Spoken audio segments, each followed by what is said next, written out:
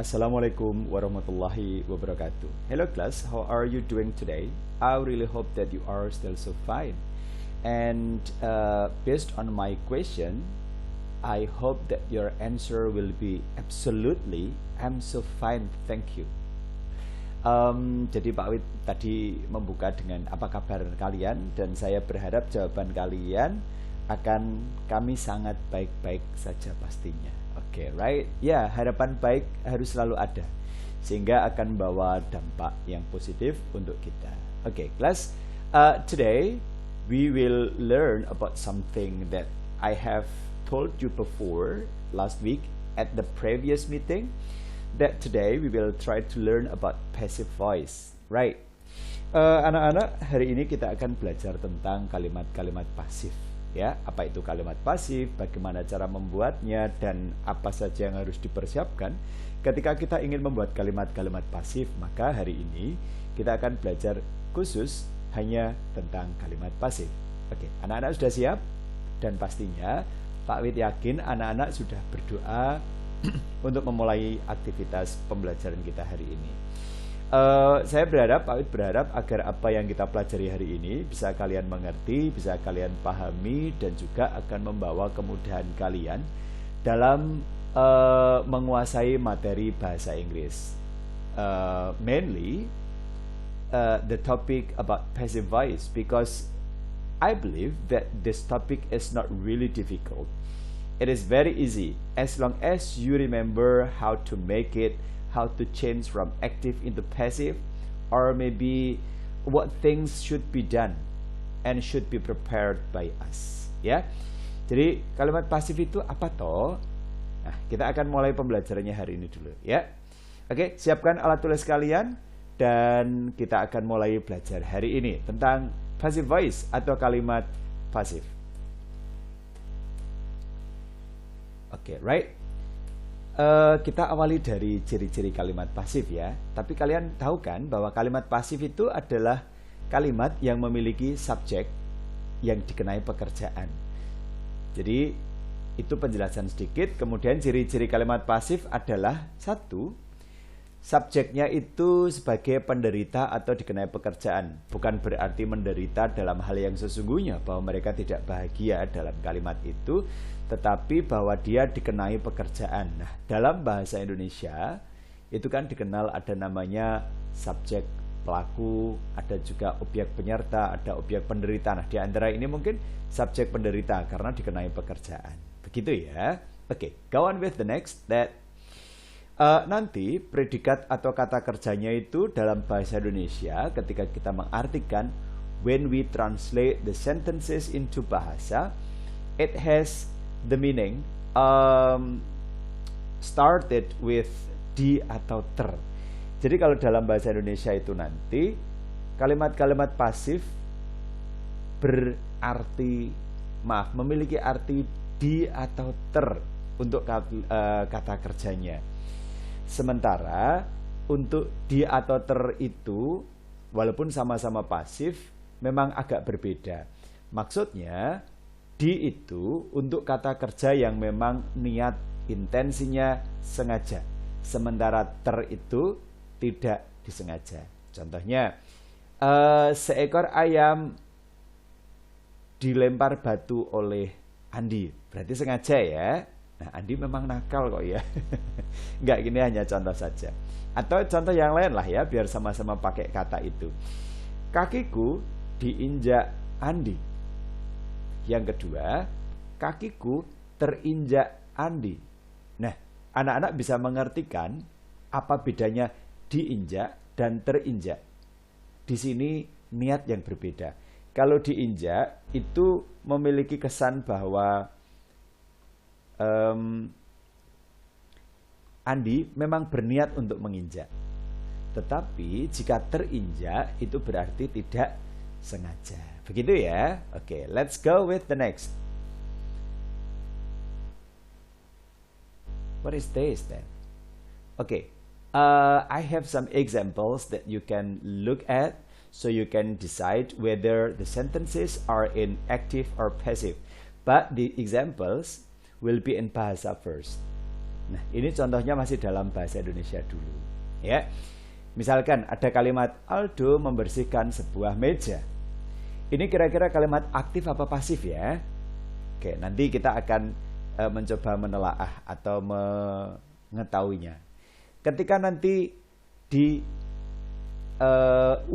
menjadi kalimat bentuk lain, digeser, ditukar tempatnya, akan menjadi kalimat sebuah meja dibersihkan Aldo atau oleh Aldo, boleh. Jadi oleh, kata oleh itu boleh ditulis, boleh juga tidak. Tetapi memang biasanya kita memberikan dalam bahasa Inggris itu ada kata by yang secara literal itu diartikan dengan kata oleh dalam bahasa Indonesia. Ya, kalimat berikutnya ada Gustav membeli seekor kelinci. Seekor kelinci dibeli oleh Gustav. Yang ketiga, Rudi mandi di sumur. Menjadi sumur dimandikan Rudi. Nah, kita analisa. Kalimat yang pertama, ini kalimat aktif atau kalimat pasifkah? Ya, kita lihat, oh ternyata itu kalimat aktif. Anak-anak tentu ingat ya dulu, mungkin Bapak Ibu guru bahasa Indonesia, maybe your Indonesian teachers have told you that in bahasa Indonesia, they told you about the rules of active or passive sentences, tentang kalimat aktif atau kalimat pasif.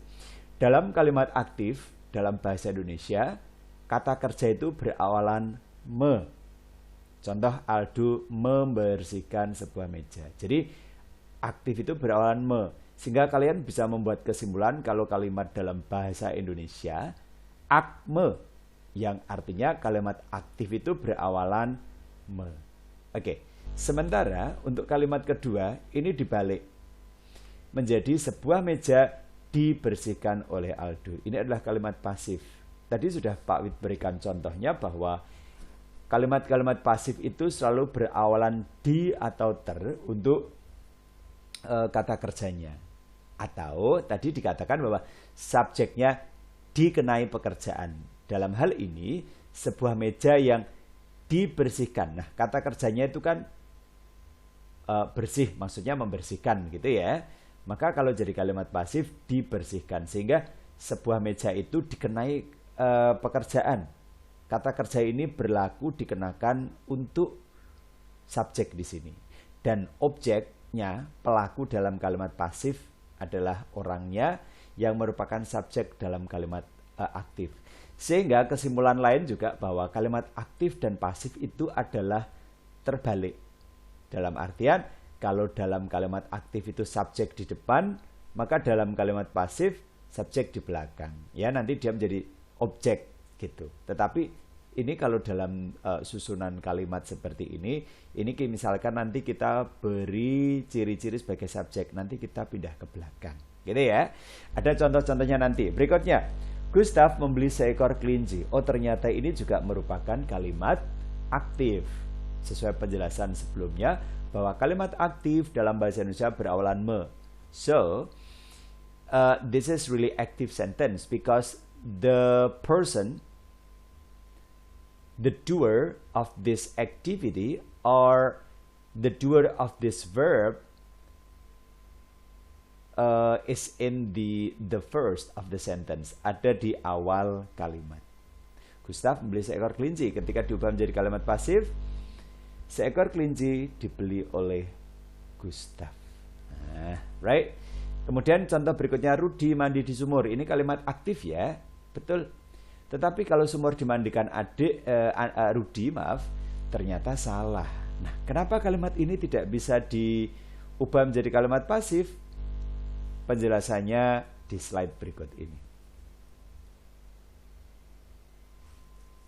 Oke, syarat dari kalimat aktif itu bisa dibuat menjadi kalimat pasif harus terpenuhi. Apa sajakah? Satu, bahwa kalimat itu adalah kalimat transitif.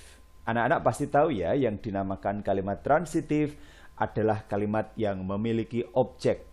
Sehingga untuk kalimat-kalimat yang tidak ada objeknya, maka dia tidak bisa diubah menjadi kalimat pasif.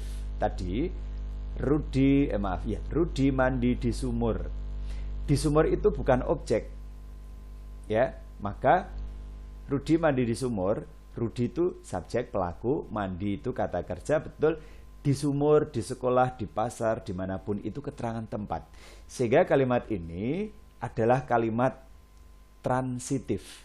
Maaf, kalimat intransitif yang tidak memiliki atau memerlukan objek. Dan itu tidak bisa diubah menjadi kalimat pasif.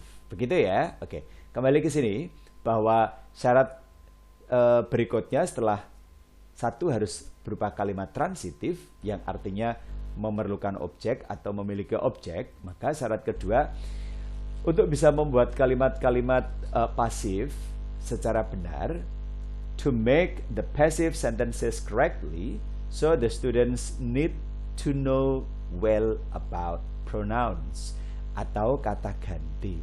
Apa tuh Pak kata ganti? Kata ganti itu ya ketika saya mengatakan Rio. Rio itu anak lelaki satu, maka dia kata gantinya he jika dia subjek. Ya, kalau misalkan Rina, karena Rina itu anak perempuan satu, maka dia kata gantinya she. Oke. Nah, itu begitu seterusnya. Nanti ada penjelasannya ya. Untuk syarat berikutnya harus tahu tipe tenses kalimatnya. You have to know well about the type of the tenses of the sentence that you want to make or change into passive. Karena setiap tenses itu nanti memiliki bentuk yang berbeda. Oke, go on with the next. Yang perlu diingat lagi bahwa semua kalimat pasif hanya menggunakan past participle atau kata kerja ketiga. Sehingga anak-anak harus tahu bahwa apa toh Pak kata kerja ketiga itu yang dulu sudah pernah Pak Wid berikan sama kalian untuk dihafalkan ya. Yang misalkan satunya go, kedua went, ketiga gone. Satunya eat, kedua ate, ketiga eaten. Itu ya. Itu kalau yang irregular atau tak beraturan. Sementara kalau yang beraturan ada aturannya tersendiri. Dulu sudah pernah dijelaskan di video sebelumnya. Oke, right, then the last, semua keterangan tetap di belakang. Dan ini dimaksudkan untuk memudahkan anak-anak dalam membuat kalimat pasif. Oke, then what is the next step that we have to do? Alright, be patient, right? Yang sabar. Ini sudah Pak Wid ucapkan sebenarnya agak terlalu cepat sih ya, tetapi tidak masalah, semoga anak-anak tahu. Karena durasi. Pronouns, apa itu? Kata ganti yang sudah pernah Pak Wid ceritakan tadi. Kata ganti itu ada kata ganti orang pertama, I, sebagai pembicara, pengucap. Kemudian orang kedua, tunggal, itu you, kamu yang satu orang. Orang ketiga tunggal itu he, kalau orangnya laki-laki, atau she ketika perempuan, atau it ketika bukan orang. Bisa hewan satu atau benda satu. Yang di sini you lagi Pak. Iya. Kenapa ada you dua? Oh, sama sih you. Cuman yang you atas ini you untuk satu orang, sementara you bawah untuk banyak orang. Misalkan dalam situasi seperti ini. Ketika Pak Wid berbicara dengan salah satu murid yang namanya Rudi, saya mengatakan, Rudi, you are good in singing. Rudi, kamu itu bagus loh dalam menyanyi. Maka yang saya ajak ngomong you-nya satu orang. But it will be different. Tetapi ini akan berbeda jika saya ngajak ngomong murid-murid di depan yang ada di kelas. Saya berada di depan. Saya mengatakan, you are really good in doing your semester test. Saya mengatakan, kamu itu bagus dalam mengerjakan semester test kemarin. Nah, yang saya ucapkan you di sini untuk banyak orang.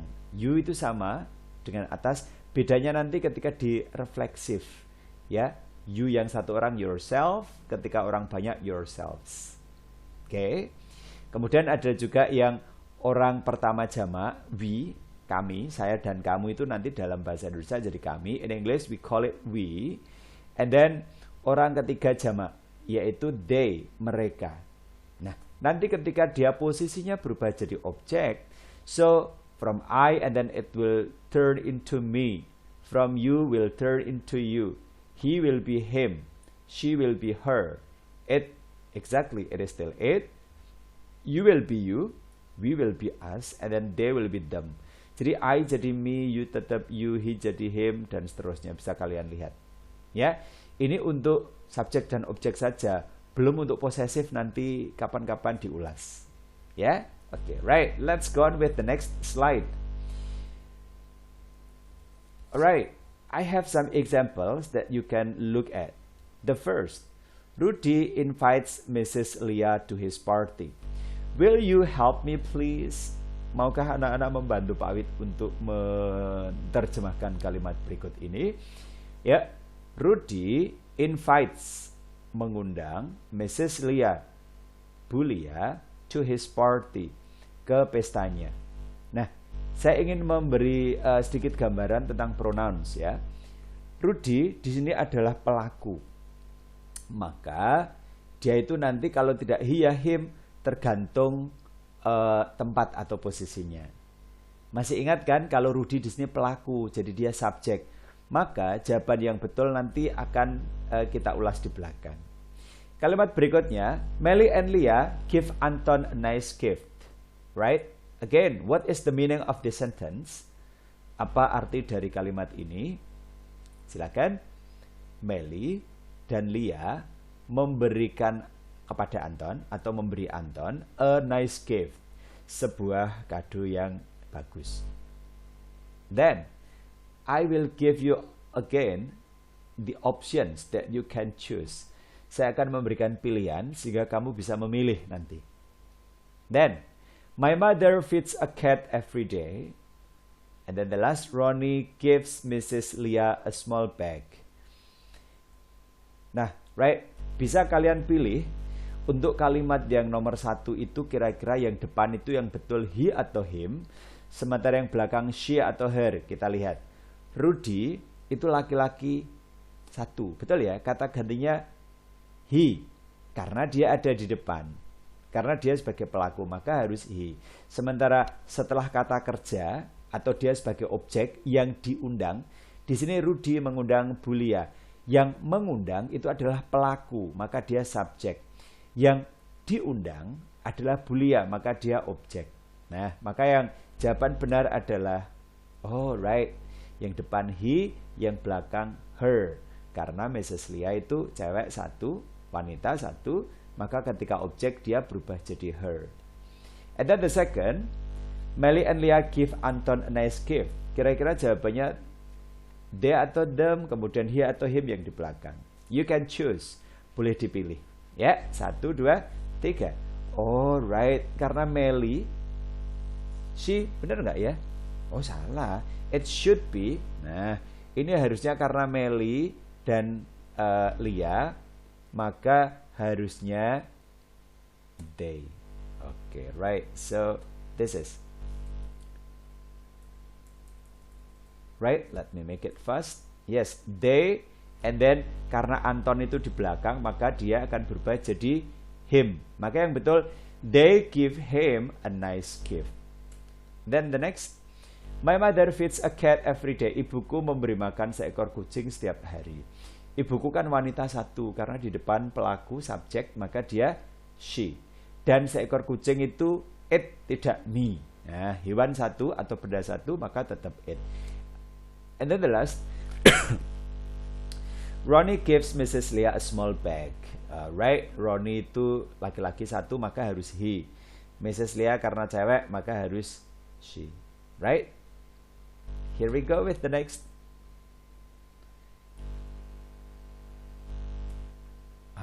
Ini yang namanya irregular verb. Jadi irregular verbs itu adalah kata-kata kerja tak beraturan dan kalian wajib mutlak harus menghafalkannya. Jumlahnya tidak banyak. Yang saya pakai rujukan itu dari buku Fundamentals of English Grammar, itu dari Betis Grammar Azhar, itu hanya sekitar 99 saja. Dan kalian bisa mengakalinya dengan setiap hari 3 saja. Misalkan hari pertama 1, 2, 3, nanti hari kedua 4, 5, 6, begitu sehingga 1 bulan bisa selesai. Ya, oke. Atau kalau nanti di bagian description bisa Pak Wid sertakan juga kalau mau mengunduh, ya. Oke, go on with the next. What's that? Oh, formula of passive voice. Jadi ini adalah rumus untuk kalimat-kalimat pasif. Semua kalimat pasif itu hanya menggunakan to be plus kata kerja ketiga. Nah, to be ini mengikuti tensesnya, karena setiap tenses nanti akan berbeda juga to be yang dipakai. I have some examples here.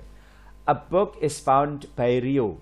Karena kalimatnya itu pakai s dalam kalimat pasif, maka ini jelas yaitu simple present tense. Karena kalau simple present tense pakai kata kerja itu kata kerja ke-1, kalau kalimatnya dalam bentuk pasif, maka dia hanya akan juga memakai to be bentuk ke-1, yaitu am, is, atau are. Tapi Pak, kenapa ini pakai is? Karena bukunya 1. Jadi to be itu mengikuti subjek di depannya. Right? Oke, yang kedua ya. Some rabbits were fed by them. Beberapa kelinci itu diberi makan oleh mereka. Ini kenapa pakai were? Were itu adalah bentuk to be kedua. Maka dipastikan bahwa itu adalah kalimat simple past tense. Loh, kenapa pakai were Pak, tidak was? Some rabbits. Karena kelincinya lebih dari 1. Begitupun yang lain. Right? Oke, go on with the next. Sementara yang akan kita bahas anak-anak, for our discussion today, for our lesson today, is only about 3 tenses. They are simple present tense, simple past tense, and also modals. Jadi nanti yang pakai simple present tense, simple past tense, dan juga yang pakai modal. Yang kalimat-kalimat dalam bentuk simple present tense misalkan, she buys a table. She, dia membeli sebuah meja. Loh Pak, ini kenapa pakai S? Masih ingatkah kalian dengan formula Dewi Ayu Radian S, he, she, it, dan S atau ES dalam kalimat simple present? Ini seperti itu. Nah, she di depan nanti akan berubah jadi her. Karena subjeknya she, objeknya harus her. Oke, do you remember it? Yang kedua, simple past tense, nanti pakai was atau were. And then di sini misalkan, we found a novel in the yard yesterday. It will be a novel was found by us yesterday. We akan berubah jadi us. Kenapa pakai was Pak? Ya karena kalimatnya past tense, pasif dalam bentuk past tense. Dan ini adalah kata kerja ketiga semua. Ya, ini adalah kata kerja ketiga semua yang dipakai dalam kalimat-kalimat pasif. And then the last, untuk modal, nanti modal itu harus ditambah to be, yaitu kata be saja. Ya, tidak boleh MSR, was were, tidak boleh. Tetapi setelah modal hanya boleh diberi kata be saja dan diikuti dengan kata kerja ketiga. For example is they can build a new house. It will be a new house can be built by them. Ya, jadi they dalam bentuk subjek will turn into them because this is an object. Go on with the next. Right. I have some more examples. Like, jadi kalau dalam kalimat pasif, simple present tense, nanti formula atau rumusnya seperti ini. Ya, ini untuk memudahkan kalian. Nanti dari kalimat aktif itu, nanti harus objeknya dipindah ke depan, kemudian tambah ms atau are, dipilih sesuai dengan subjek di depannya. Kata kerja yang dipakai hanya kata kerja ketiga, kemudian ada kata by dan juga s. Oke, contoh. Saya punya kalimat pertama, he brings a pail to the yard. Dia membawa sebuah ember ke halaman. Harusnya dalam bahasa Indonesia nanti punya arti, dalam kalimat pasifnya, sebuah ember dibawa oleh dia ke taman. Nah, saya beri identifikasi dengan posisi dalam kalimat. Like he, dia. Ini sebagai pelaku ya, maka dia subjek. Brings adalah kata kerjanya. A pail itu objeknya. To the yard, keterangan. Maka yang paling penting memang hanya subjek, kata kerja, objek. Ketika anak-anak sudah tahu, when you know well about which is subject, which is verb, and which is object, I think that you will be good in making the sentences into passive. Jadi objeknya yuk kita geser ke depan. A pail, geser maju. Embernya berapakah? 1. Karena 1, maka kita pilih to be is. Kemudian, oke, objeknya sudah maju, MSA sudah dipilih, lanjut dengan kata kerja ketiga. Kita lihat di kalimat aktifnya. Brings. Kalimat aktif menggunakan brings, maka kata kerja ketiga dari bring adalah brought. Oke, ditulis saja brought. Oke, and then setelah kata kerja ketiga by, ditulis saja by. Ini. Kemudian subjek. Subjeknya apa? He. Nah, dalam penjelasan sebelumnya tadi, di slide sebelumnya, he kalau subjek. Sementara kalau dia berubah jadi objek, maka dia akan berubah jadi him. Keterangan, to the yard, and then you can just put it at the end of the sentence. So, the correct answer will be a pail is brought by him to the garden. Sebuah ember dibawa olehnya ke taman. Okay, this is the second example. She eats 2 apples in the kitchen. Dia makan 2 apel di dapur. Harusnya dalam kalimat pasif menjadi 2 apel dimakan oleh dia di dapur. Gitu ya? Oke. Saya identifikasi subjeknya, pelakunya she. Kata kerjanya eats. 2 apel itu sebagai objek dan di dapur itu sebagai keterangan. Maka sekali lagi yang paling penting adalah subjek, kata kerja, objek. Itu saja. Kita ubah menjadi kalimat pasif. Objeknya maju ya. Ini objek dulu. Objek dari kalimat aktif ini kita geser ke depan. 2 apples. Oke. Apelnya berapa? 2. Because the apples are 2, so you have to choose are. Karena untuk benda yang lebih dari 1 harus menggunakan are. Oke, diikuti dengan kata kerja ketiga dari it, yaitu eaten. Ada kata by ditulis saja, subjeknya mundur di sini. Nah, she sebagai subjek, ketika dia akan berubah jadi objek, dia akan menjadi her. Ya, maka dia akan berubah jadi her, tidak she lagi. Right? And then in the kitchen sebagai keterangan tetap di belakang. Do you understand? Apakah anak-anak mengerti? Saya harap demikian. Ya, saya agak cepat ini sudah. Aduh, durasi. Untuk contoh berikutnya silakan dilihat caranya seperti itu tadi, digeser ya. Diidentifikasi mana subjeknya, mana kata kerja, mana objek. Objek itu tidak harus satu kata. Kadang-kadang objek itu bisa banyak. Contoh ya, we draw some good pictures in class. Maka menjadi some good pictures. Nah, karena objeknya itu beberapa gambar-gambar yang bagus, itu jadi satu posisi. Dia menempati posisi sebagai objek. Pak, objeknya picture saja boleh? Ya tidak boleh, karena pictures itu dilengkapi dengan penjelas ada some dan good. Maka ini jadi objek. Ya, memang kata yang digunakan lebih dari satu, tetapi jabatan dalam kalimat posisinya sebagai objek.